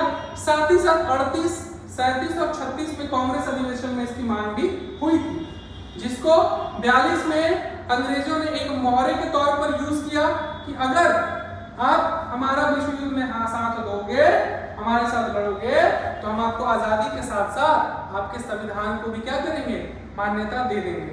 ठीक है, तो वही चीज 1946 में जब अंतरिम सरकार बनती है तब क्या होता है? अमल होता है और वो चीज बनती है। ठीक है, बनती है। ठीक है, अब अगला जो कदम होता है वो ये होता है कि जो विधानसभाएं होंगी या फिर जो संविधान सभा होगा उसमें वोट कैसे होगा? तो भैया बोला गया था वयस्क मताधिकार पर, यानी वयस्क मताधिकार पर वोट जो है संविधान सभा का गठन जो है वो असंभव है। इसीलिए अप्रत्यक्ष निर्वाचन के माध्यम से, किससे? अप्रत्यक्ष निर्वाचन के माध्यम से संविधान सभा का गठन करना है। यहां पर यह स्पष्ट किया गया कि जो सरकार होगी वो अप्रत्यक्ष निर्वाचन के माध्यम से क्या होगी? संविधान सभा का गठन करेगी। अप्रत्यक्ष निर्वाचन का मतलब क्या है? इनडायरेक्ट इलेक्शन, जैसे अभी होता है राष्ट्रपति के लिए, ठीक है, वहां से संविधान सभा का गठन करेगी। यानी विधानसभा से जो लोग चुन करके आ रहे हैं वो लोग संविधान सभा में कौन कौन से लोग होंगे, इनकी सारी चीजों की देख रेख करेगी। ठीक है, चलो वेरी गुड। सो बच्चों यहां पे एक चीज और ध्यान देना कि जब सीटों का बात यहां पर किया गया तो आती है कि टोटल सदस्य कितने थे? तो 389 सदस्य थे, जिसमें 292 जो थे वो ब्रिटिश प्रांतों के प्रतिनिधि थे, यानी जहां पर ब्रिटेन का इनडायरेक्ट शासन था, और 4 जो थे वो चीफ कमिश्नरी क्षेत्रों से थे। ठीक है, तो दूसरा जो सुझाव इसमें दिया गया था वो ये था, देखो सुझाव का मतलब क्या है कि विधानसभा जब रहेगा या विधानसभा जब बनेगा तभी तो इनडायरेक्ट इलेक्शन होगा, तभी तो संविधान सभा बनेगा। यानी इस संविधान सभा को बनाने के लिए सबसे पहले विधानसभा में प्रतिनिधि लाना होगा और तभी उस प्रतिनिधि के द्वारा संविधान सभा का गठन होगा। तो इसीलिए अब जो सबसे बड़ा चैलेंज था वो ये था कि आखिर में इलेक्शन होगा तो होगा कैसे, क्या क्या क्राइटेरिया रखना चाहिए और कैसे सीटों का निर्धारण होना चाहिए। तो आओ देखते हैं। प्रत्येक प्रांतों के प्रतिनिधियों की संख्या उनकी जनसंख्या के आधार पर निर्धारित की गई। ऐसा सुझाव दिया गया कि जो भी प्लेस है, जो भी प्रतिनिधि है या जो भी प्रांत है, प्रांतों में जो प्रतिनिधि हैं उनका जो चुनाव हो वो इनकी जनसंख्या के आधार पर निर्धारित हो और प्रत्येक 10 लाख की आबादी पर एक स्थान को आवंटित करने की बात की गई। यानी ऐसा जगह जहां पर 10 लाख लोगों की आबादी हो, वहां पर जहां पर 10 लाख लोगों की आबादी हो वहां पर इस स्थान का आवंटन किया गया है या इस स्थान का आवंटन करने की बात कही गई। ठीक है सर, बोल गए। दूसरा, प्रांतों में विभिन्न जातियों के लिए इन जातियों की आबादी के आधार पर प्रांत को आवंटित स्थानों का विभाजन किया जाए। यानी अगर कोई प्रांत ऐसा है जहां पे कुछ जाति विशेष का बहुत ज्यादा आबादी है, तो वहां पर जो सीटों का विभाजन है उनकी जाति के प्रतिनिधि पर किया जाए। जैसे मुस्लिम लोगों ने क्या किया था, सीट का रिजर्वेशन मांगा था, तो वहां पर जो मुस्लिम वाला एरिया था जहां पर उनकी आबादी सबसे ज्यादा थी, वहां पर उनकी जाति के आधार पर मतों का क्या किया गया, बंटवारा किया गया। और इसमें 3 वर्गों को बांटा गया। पहला था साधारण, दूसरा था मुस्लिम और तीसरा था सिख, जो कि केवल पंजाब के लिए था। ठीक है। और देसी रियासतें जो बच गई, जो पहले राजा और इनडायरेक्टली काम करते थे, शासन करते थे, वहां की बात कर रहा हूं मैं, तो उनकी पर जनसंख्या के आधार पर किया गया। ठीक है। और ब्रिटिश भारत में संविधान सभा हेतु जितने भी समुदाय थे, कोशिश किया गया कि सारे समुदायों को मिला करके एक प्रतिनिधि मंडल बनाया जाए या विधानसभा में उनका क्या हो, चुन करके आए, ताकि जब संविधान सभा बने तो सारे वर्ग, सारे लोग, सारे प्रांत के प्रतिनिधि वहां पर हों और वो अपने अपने प्रांत, अपने अपने जाति और अपनी अपनी समस्याओं को बता सके, ताकि उस पर डिस्कशन हो, बहस हो और तब जाकर के एक फाइनल निर्णय लिया जा सके। ठीक है। क्या किया जा सके, निर्णय लिया जा सके। और तभी जाकर के भारत का जो सपना था संविधान को लेकर के वो पूरा होता। तो इसी के लिए यहां पर क्या किया गया, कोशिश किया गया कि 10 लाख की आबादी पर एक स्थान यानी एक सीट हो। दूसरा, जहां पर जातिवाद हो, यानी सबसे ज्यादा कुछ जाति के लोग रहते हो, वहां पे जाति के आधार पर हो, जिसमें 3 वर्गों को बांटा गया, साधारण, मुस्लिम और सिख, जो कि केवल पंजाब के लिए था। और ऐसी रियासतें जहां पर देसी रियासतें थी, वहां पर उनकी जनसंख्या के आधार पर सीटों का बंटवारा किया गया। ठीक है। सीटों का क्या किया गया, बंटवारा किया गया। तो फाइनली जब विधानसभा बन गया, निर्वाचन हुआ, जैसे इन्होंने बांटा था, तब जाकर के संविधान सभा बना। उसमें कुछ समितियां बनाई गई, उसके कुछ अध्यक्ष बनाए गए। उन सारी समितियों का काम कुछ अलग होता था, उनकी अध्यक्ष का कुछ काम अलग होता था। और टोटल जब देखा जाता था कि जब उनके कुछ बहस या डिस्कशन होते थे, तो जिस जिस समिति को जो कार्य सौंपे गए थे, वो कार्य के बाद जब वापस उनकी मीटिंग होती थी, उनमें बहस होने के बाद फाइनल डिसीजन होता था। तब जाकर के आज जो संविधान की रूपरेखा हम देखते हैं वो हमारे सामने आती है। इससे एक चीज हमेशा याद रखना है कि उस समय के नेता या उस समय के लोग जो इसमें जुड़े हुए थे, वो कितनी बड़ी सोच के थे कि अभी तक हमारा जो देश है वो लगभग 75 साल से ऊपर हो गया, अभी तक चल रहा है वही संविधान, थोड़े थोड़े मॉडिफिकेशन के साथ साथ। इसीलिए हमारा उस समय के जो नेता थे वो काफी दूरदर्शिता के साथ आगे बढ़ रहे थे। और उन्हीं की देन है कि हमारा जो ये संविधान है वो सबसे बड़ा लिखित संविधान होने के साथ साथ फ्लेक्सिबिलिटी के साथ चीजों को लेकिन कठोरता के साथ अपनाए हुए हैं। ठीक है। ये हमारे संविधान की विशेषता ही तो है कि हमारे जो नेता उस समय थे, हमारे जो अच्छे अच्छे या बड़े बड़े पढ़े लिखे जो बहुत बड़े विद्वान लोग थे, उनकी झलक इस संविधान में देखने को मिलती है। और अंबेडकर जी जिन्होंने इस संविधान को बनाने में अपना बहुत बड़ा योगदान दिया है, उसको हम भुला नहीं सकते। उनकी कहानी जब आप पढ़ोगे, कैसे उन्होंने छुआछूत के खिलाफ आंदोलन किया, लड़ाई की, और एक ऐसा लड़का जिसके छुए हुए पानी को लोग पीते नहीं थे, वो ब्रिटेन और बाकी सारी जगहों पर जाकर के पढ़ाई किया और वापस आया और अपने हक के लिए लड़ा। ठीक है। तो ये काफी मोटिवेशनल चीजें हैं जो आपको सीखनी चाहिए कि कभी हार नहीं मानना है। ठीक है। खैर, वापस आते हैं अपने टॉपिक पे। जिद्दी बनना पड़ता है। अगर आज के दौर में आपको सच में सफल होना है तो जिद्दी बनना पड़ेगा। जिद्दी अगर नहीं बनोगे तो आपसे आगे जो है वो लोग निकलते चले जाएंगे। तो अब अगला चीज है संविधान सभा की प्रमुख समितियां और इसके अध्यक्ष। तो आइए संविधान सभा की प्रमुख समितियां और अध्यक्ष कौन है उसके बारे में थोड़ा पढ़ते हैं।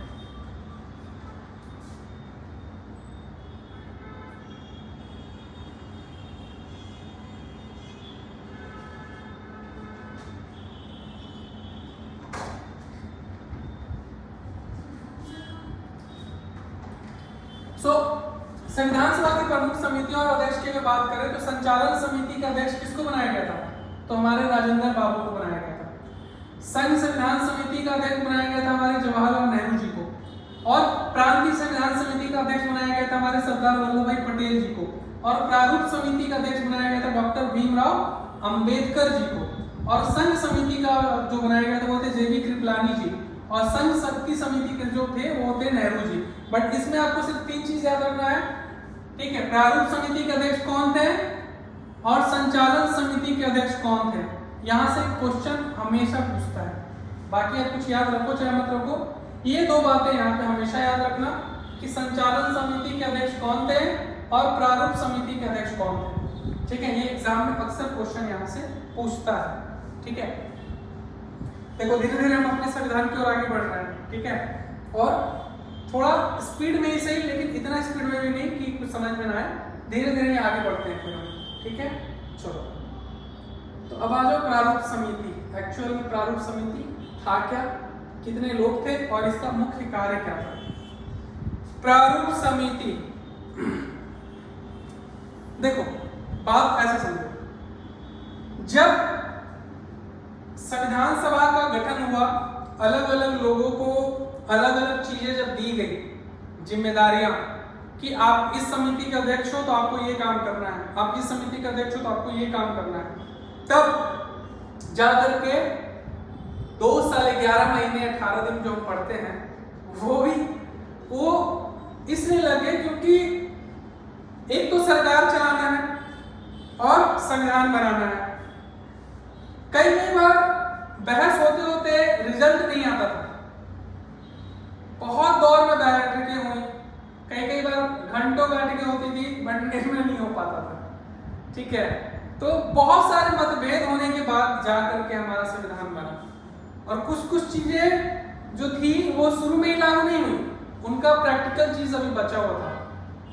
तो वो क्या क्या चीजें थी वो आगे पढ़ेंगे, बट प्रारूप समिति के बारे में इतना याद रखना कि संविधान निर्माण के लिए BN राव द्वारा ये एक प्रारूप था जिसको तैयार किया गया था, और भीमराव अंबेडकर की अध्यक्षता में इसका निर्माण किया गया, ठीक है? कई बार क्वेश्चन पूछता है कि प्रारूप समिति का जो रूपरेखा वो कौन तैयार किया, और ऑप्शन देता है भीमराव अंबेडकर और BN राव और बाकी सब, तो तुम लोग आ जाते हो भीमराव अंबेडकर मार के। नहीं, भीमराव अंबेडकर जो थे वो प्रारूप समिति के अध्यक्ष थे, इनकी अध्यक्षता में ये कमेटी काम करती थी, लेकिन इसकी रूपरेखा जिसने निर्धारित की थी वो थे हमारे BN राव।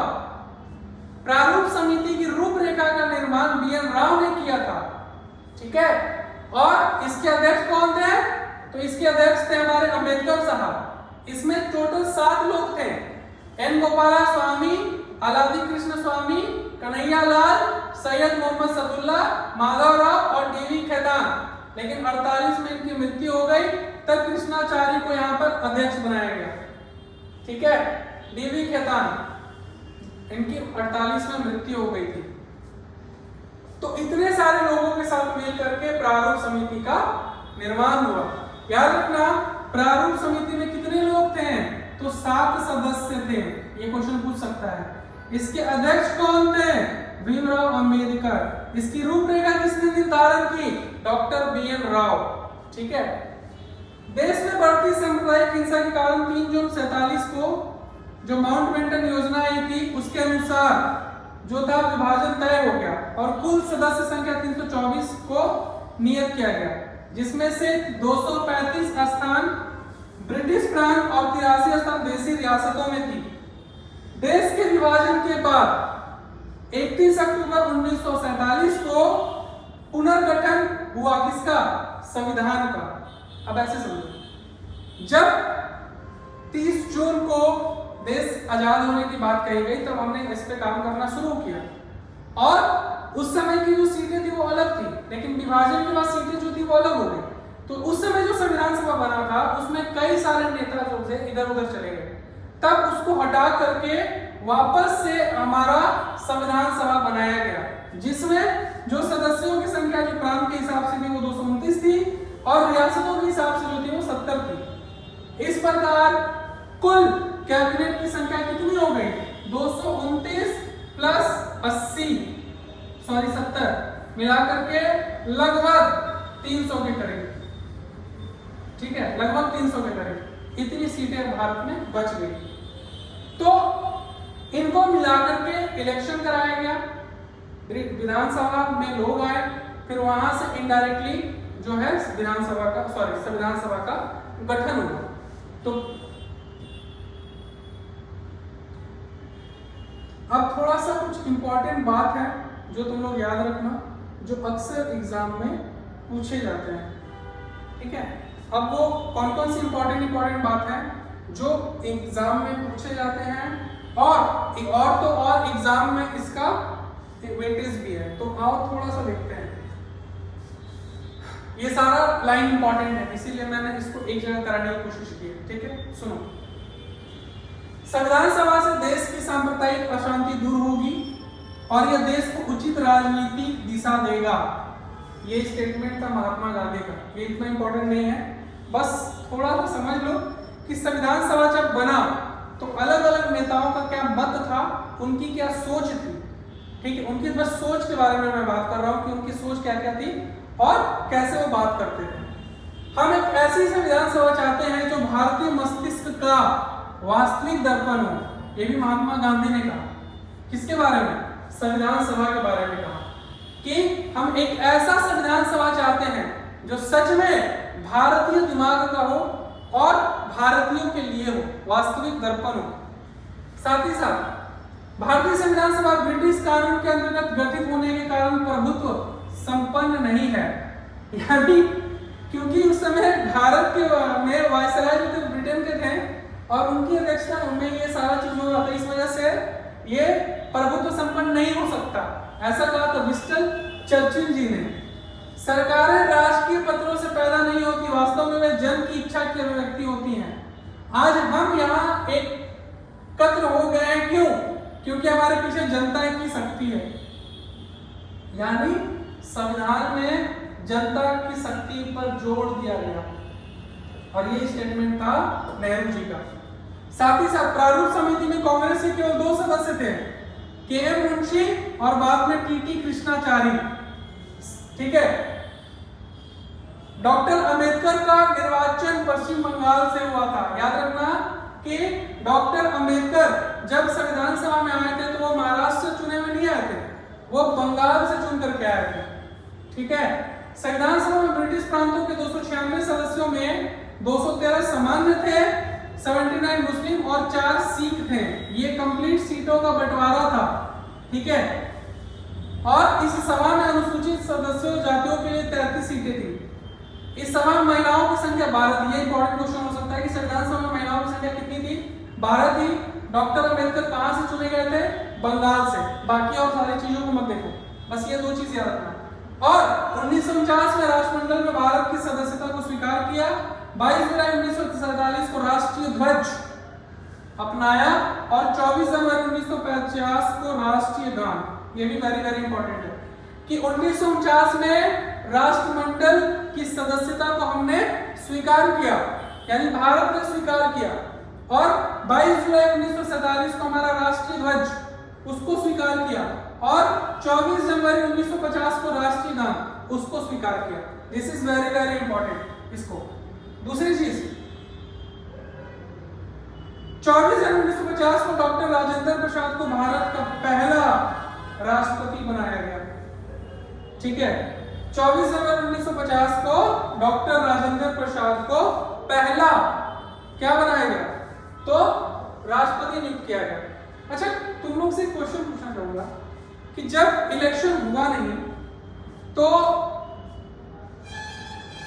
राजेंद्र प्रसाद को, क्योंकि कहा गया था कि संविधान जब तक बनेगा तब तक 45 के हिसाब से कानून मतलब चलेगा, तो आखिर भारत का जो प्रथम राष्ट्रपति नियुक्त किया गया था 1950 में, उससे पहले जो अध्यक्षता था या जो अध्यक्ष बनाए गए थे उनको संविधान सभा को, कैसे बनाया गया था? आखिर क्या क्या प्रोविजंस थे? खैर ये तुम्हारे एग्जाम से रिलेटेड नहीं है, बट कभी सोचना कि आखिर ऐसा क्या हुआ था कि इन्हीं को चुना गया और किसी को क्यों नहीं चुना गया। जबकि उस समय इतने योग्य व्यक्ति थे, ठीक है, इतने सारे योग्य व्यक्ति होने के बावजूद इनको चुना गया, ठीक है। मैं अगर कभी हुआ तो किसी और क्लास में डिस्कस करूंगा। फिलहाल आ जाओ यहाँ पे चीजों को थोड़ा अच्छे से देखते हैं कि आखिर क्यों। उद्देश्य प्रस्ताव, this is the next topic. उद्देश्य प्रस्ताव। उद्देश्य प्रस्ताव एक ऐसा प्रस्ताव था जो कि नेहरू जी का कॉन्सेप्ट था, ठीक है। नेहरू जी चाहते थे कि जब हम संविधान की बात करते हैं तो एक ऐसा मतलब उद्देश्य होना चाहिए संविधान का कि एक ही बार में चीजों को बता दे, उतना लंबा चौड़ा किताब पढ़ने की जरूरत ना पड़े, या उतना लंबा चौड़ा ना, सीधा टू द पॉइंट बात करें कि एक्चुअल में हमारा ऑब्जेक्टिव क्या है, हम क्या बनाना चाहते हैं, ठीक है। 3 दिसंबर 1946 को पंडित जवाहरलाल नेहरू ने संविधान का उद्देश्य प्रस्ताव दिया और 22 जनवरी 1947 को पारित किया गया। इसकी मुख्य बातें थी, पहला, भारत एक पूर्ण संप्रभुत्व संपन्न गणराज्य होगा, यानी भारत जो है अपना डिसीजन मेकर, यहाँ पे अपना क्या करना है क्या नहीं करना है उसका डिसीजन खुद करेगा, जो स्वयं अपना संविधान बनाएगा, और भारत अपना खुद का क्या बनाएगा, संविधान बनाएगा। नेहरू जी ने, मैंने क्या कहा, नेहरू जी चाहते थे कि एक उद्देश्य पता हो लोगों को कि संविधान जो है वो क्या है और क्यों बनाया जा रहा है, उसका इंपॉर्टेंस क्या है, इसीलिए उन्होंने उद्देश्य प्रस्ताव लाया था। तो पहला ऑब्जेक्टिव सही क्लियर हो गया कि हम एक ऐसे देश का निर्माण की बात कर रहे हैं जो कि अपने आप में पूर्ण संप्रभुत्व संपन्न हो, अपने डिसीजंस और बाकी सारी चीजों को डिसाइड करने के लिए खुद जिम्मेदार हो और अपनी संविधान के लिए भी खुद जिम्मेदार हो, ठीक है।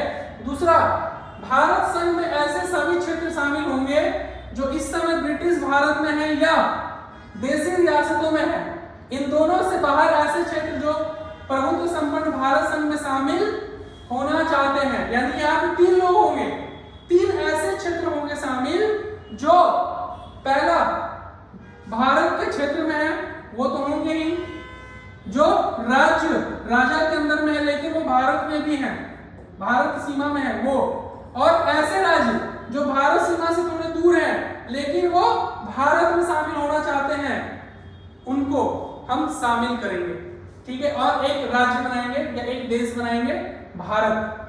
भारतीय संघ तथा उनकी इकाइयों में समस्त राज्य शक्ति का मूल स्रोत स्वयं जनता होगी, अर्थात हम एक ऐसे संविधान का निर्माण करेंगे या एक ऐसे शासन का निर्माण करेंगे भारत में जिसका मूल केंद्र बिंदु भारत की जनता होगी। इसीलिए आप पढ़ते होंगे, हम भारत के लोग भारत को एक संप्रभुत्व संपन्न समाजवादी पंथ निरपेक्ष गणराज्य बनाने के लिए, ठीक है। तो भारतीय संविधान का मूल स्रोत क्या है, भारत की जनता। अगर भारत की जनता नहीं है तो यहाँ के संविधान का भी कोई वजूद नहीं है, यानी हमारे संविधान को शक्ति कहां से मिलती है, तो भारत की जनता से मिलती है। और 11 दिसंबर 1946 को संविधान सभा की बैठक में राजेंद्र प्रसाद को अस्थायी सदस्य बनाया गया, अस्थायी अध्यक्ष बनाया गया।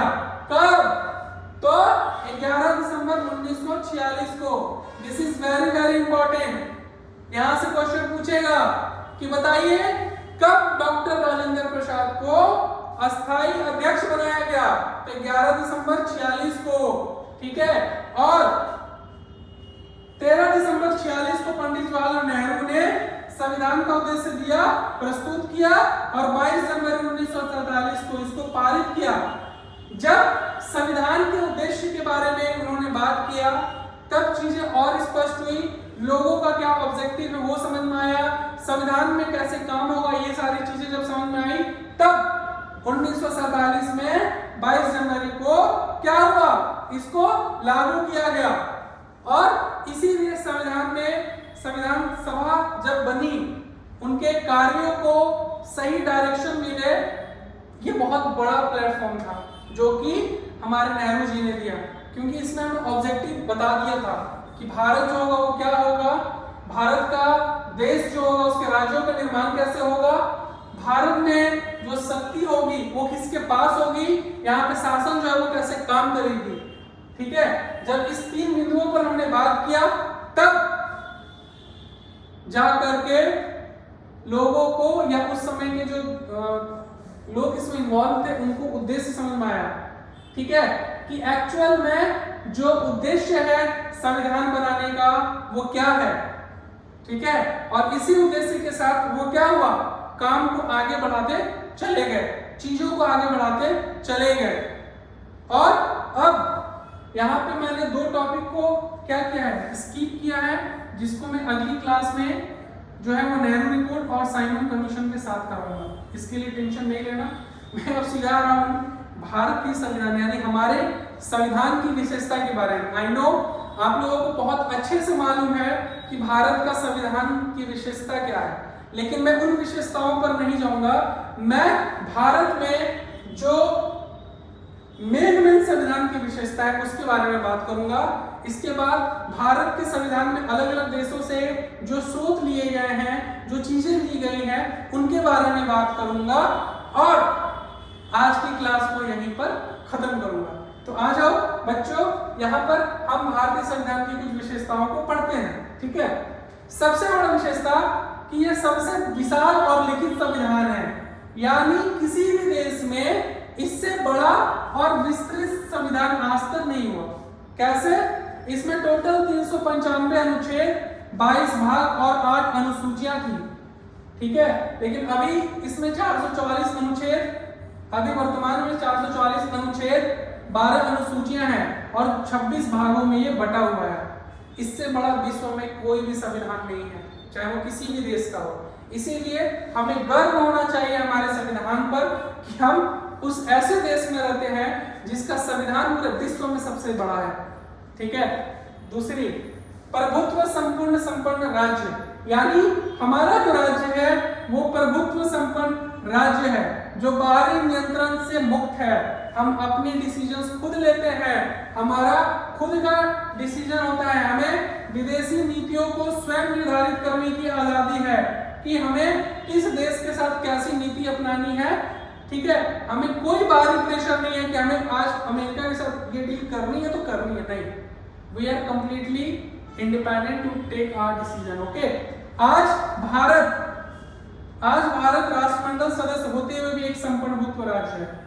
This is very important line कि आज हमने सदस्यता तो ली है राष्ट्रमंडल की, लेकिन आज हम भी संप्रभुत्व हैं। ऐसा नहीं कि हमने राष्ट्रमंडल की सदस्यता ली है तो हमें डिसीजंस लेने की आजादी नहीं है, ऐसा नहीं। हमने बस उनके मान को रखने के लिए उसकी सदस्यता स्वीकार की, लेकिन आज हम अपने डिसीजन खुद लेते हैं। दूसरी चीज, लोकतंत्रात्मक राज्य, यानी संविधान की प्रस्तावना में उल्लिखित हम भारत के लोग से स्पष्ट होता है कि भारत में जो संविधान है उसका मेन पावर जो है भारत के लोग हैं। अगर भारत के लोग नहीं हैं तो इस संविधान का कोई मतलब नहीं है।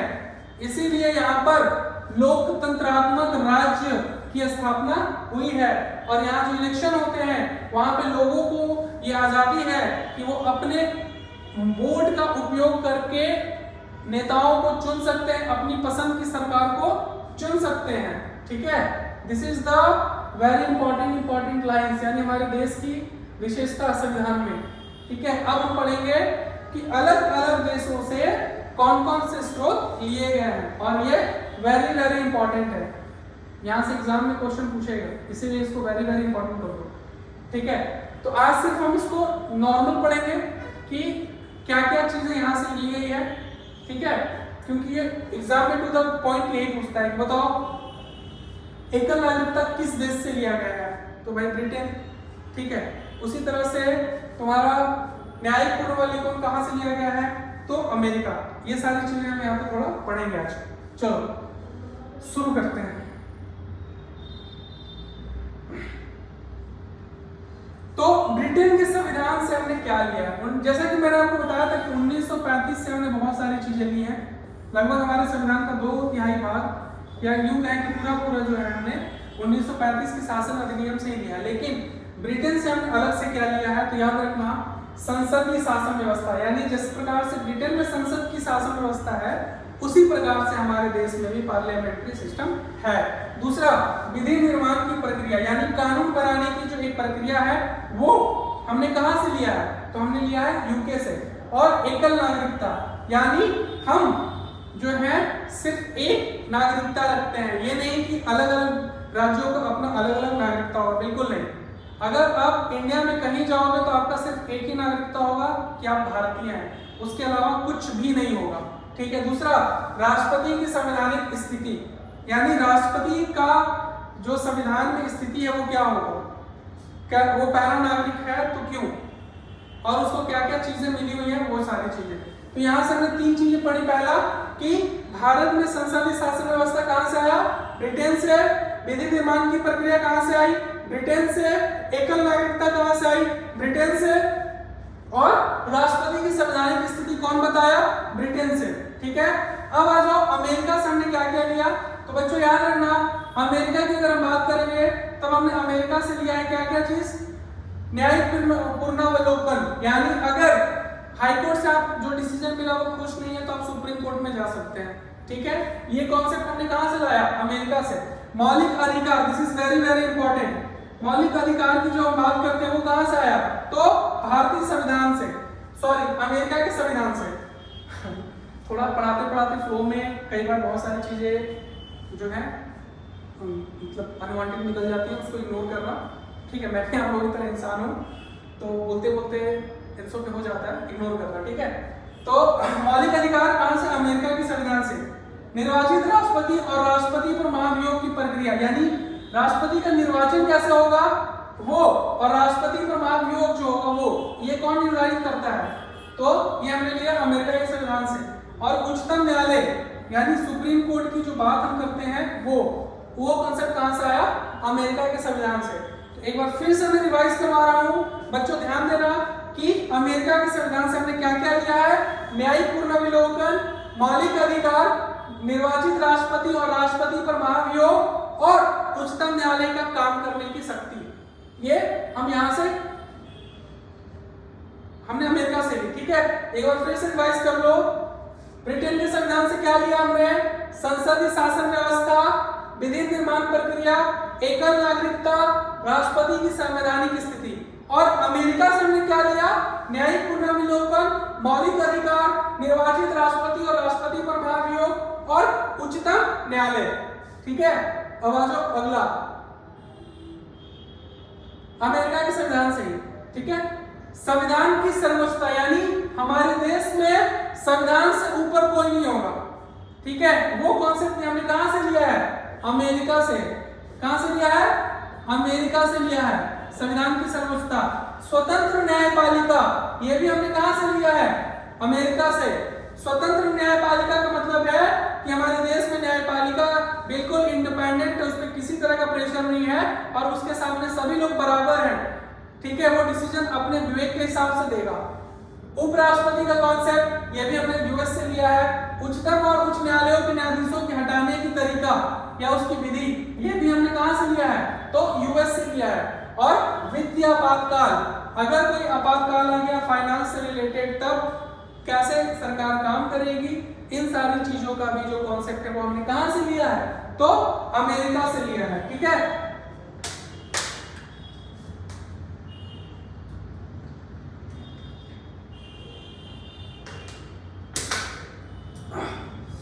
चलो आ जाओ अगला। अब आ जाओ कि आयरलैंड के संविधान से हमने क्या क्या लिया है, इन सारी चीजों को थोड़ा पढ़ते हैं। एक बार वापस से रिवाइज करा दे रहा हूं। संविधान की सर्वोच्चता हमने कहां से ली है, अमेरिका से। स्वतंत्र न्यायपालिका कहां से ली हमने, यूएस से। उपराष्ट्रपति का कॉन्सेप्ट कहां से लिया हमने, यूएस से। उच्चतम और उच्च न्यायालयों के न्यायाधीशों को हटाने की प्रक्रिया कहां से ली हमने, यूएस से। और वित्तीय आपात की स्थिति का हमने कहां से लिया कॉन्सेप्ट, तो यूएस से। ठीक है। चलो आ जाओ अब ऊपर। एक चीज और, आयरलैंड के संविधान से हमने क्या लिया है, उसके बारे में थोड़ा पढ़ लेते हैं। ठीक है। राज्य के नीति निर्देशक सिद्धांत, अर्थात एक राज्य के या राज्य की जो सरकार है वो अपने लोगों के लिए कैसे काम करेगी, उसका निर्धारण हमने आयरलैंड के संविधान से लिया है। दूसरा, राष्ट्रपति के निर्वाचन की तरीका, जिसमें हम लोग क्या करते हैं, इनडायरेक्ट सिलेक्शन करते हैं किसका, राष्ट्रपति का, उसका तरीका हमने कहां से लिया, आयरलैंड से। और उपराष्ट्रपति द्वारा राज्यसभा में साहित्य, कला, विज्ञान, समाज सेवा आदि के क्षेत्रों में जो फेमस लोग होते हैं उनका सिलेक्शन, यानी राज्यसभा में राष्ट्रपति द्वारा साहित्य, कला, विज्ञान और समाज सेवा इन 4 अलग अलग क्षेत्रों से लोगों की नियुक्ति राज्यसभा में की जाती है और ये टोटल 12 सदस्य होते हैं जिसकी नियुक्ति ये करते हैं।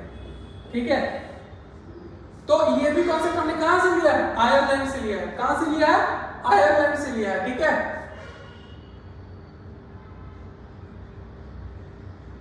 आयरलैंड के अलावा अब हम थोड़ा सा अलग अलग देशों में अब पढ़ते हैं अगला, जो कि है जापान। हमने जापान से क्या लिया है? तो विधि द्वारा स्थापित प्रक्रिया, यानी हमारे देश में कानून कैसे काम करेगा और कानून को कैसे हम मानेंगे, इन सारी चीजों का निर्धारण कहां से लिया? जापान से। ऑस्ट्रेलिया से क्या लिया हमने? प्रस्तावना की भाषा, यानी हम भारत के लोग भारत को स्वतंत्र प्रभुत्व संपन्न वाला जो कॉन्सेप्ट है उसकी भाषा कैसे होगी, हम उसमें कौन कौन सी सारी चीजों को ऐड करेंगे, ये सारा जो कॉन्सेप्ट आया वो कहां से आया? ऑस्ट्रेलिया से। समवर्ती सूची का प्रावधान, जो हम समवर्ती सूची, अवशिष्ट शक्तियां, ये सारी चीजें जो पढ़ते हैं वो कहां से आया कॉन्सेप्ट? याद रखना, ऑस्ट्रेलिया से। और संसदीय विशेष अधिकार, यानी संसद को विशेष चीजों में विशेष अधिकार जो मिला हुआ है उसका जो कॉन्सेप्ट है वो कहां से आया है? तो ऑस्ट्रेलिया से आया है। उसी तरह से यूएसएसआर यानी रसिया से, ठीक है, क्या चीज से? रसिया से क्या आया है?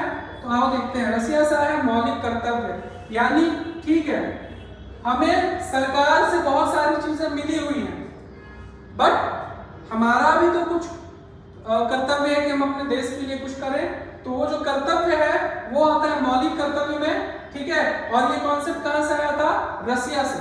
ठीक है, जर्मनी के संविधान से हमने आपातकाल के समय में राष्ट्रपति को मौलिक अधिकार से रिलेटेड जो शक्तियां है वो हटाने का जो तरीका है उसको हमने क्या किया? अडॉप्ट किया है। This is very very important. आपातकाल में राष्ट्रपति जो मौलिक अधिकार को हटाता है वो कॉन्सेप्ट कहां से लिया हमने? तो लिया है जर्मनी से। ठीक है, और मौलिक कर्तव्य का कॉन्सेप्ट कहां से लिया है हमने? रसिया से। ऑस्ट्रेलिया के संविधान से हमने क्या लिया है? प्रस्तावना की भाषा, समवर्ती सूची का प्रावधान और संसद को विशेष अधिकार। ठीक है, एक चीज याद रखना कि ऐसा कौन सा मौलिक अधिकार है जो आपातकाल में भी मरता नहीं है, ये क्वेश्चन मेरे को बताना। ये क्वेश्चन बहुत इंपॉर्टेंट है कि ऐसा कौन सा मौलिक अधिकार है जो आपातकाल के समय भी रहता है, खत्म नहीं होता। ठीक है, ये क्वेश्चन पूछा गया है बहुत सारा इंपॉर्टेंट एग्जामिनेशंस में।